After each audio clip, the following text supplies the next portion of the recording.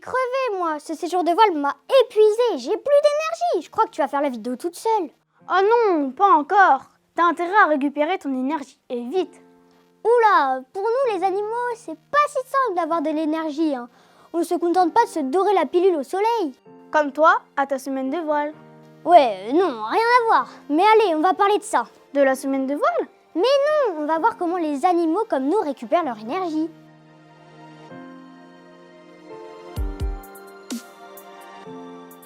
Bon, déjà, faut dire que l'énergie chez nous, les animaux, ça vient de la respiration.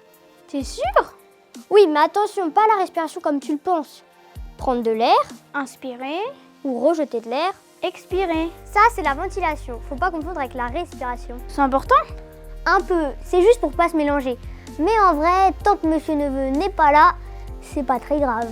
Et comme là, il est pas loin et qu'il nous regarde enregistrer la vidéo, on va dire que c'est grave. Ouais, bref. Pour faire simple, la respiration, c'est une réaction chimique qui utilise du dioxygène et du glucose pour faire de l'énergie et des déchets. Ok, donc pour avoir de l'énergie, il nous faut du dioxygène et du glucose. T'as qu'à ventiler et c'est bon, t'auras plein d'énergie. Alors oui, c'est vrai que quand j'inspire, je récupère du dioxygène. Grâce aux poumons. Oui, pour plein d'animaux, c'est avec les poumons qu'on récupère du dioxygène. Mais il y a d'autres moyens. Des trachées, ça fonctionne aussi très bien pour des insectes. Et pour les poissons, ils sont obligés de remonter pour récupérer de l'air? Bah non. Les poissons et les animaux aquatiques, en général, c'est directement dans l'eau qu'ils récupèrent leur dioxygène. Avec des branchies, rien à voir.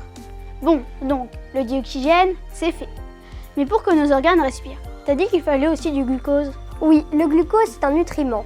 En fait, quand on mange, on digère et les aliments sont transformés en nutriments.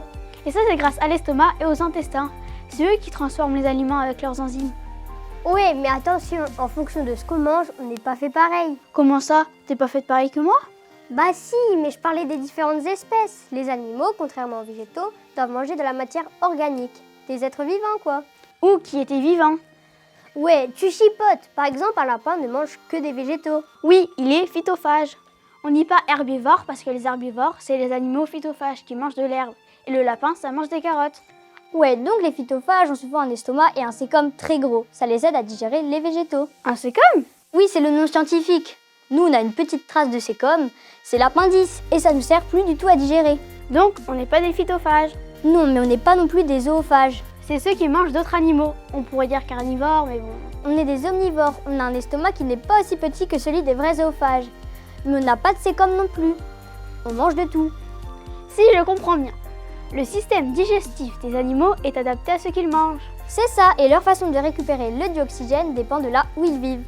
Et bah finalement, t'avais quand même pas mal d'énergie. Tu l'as faite cette vidéo? Bah oui, heureusement, on a des réserves. On n'est pas obligé de manger sans arrêt. Mais je sens que ce soir, je vais prendre 3 fois des pâtes crème fraîche thon.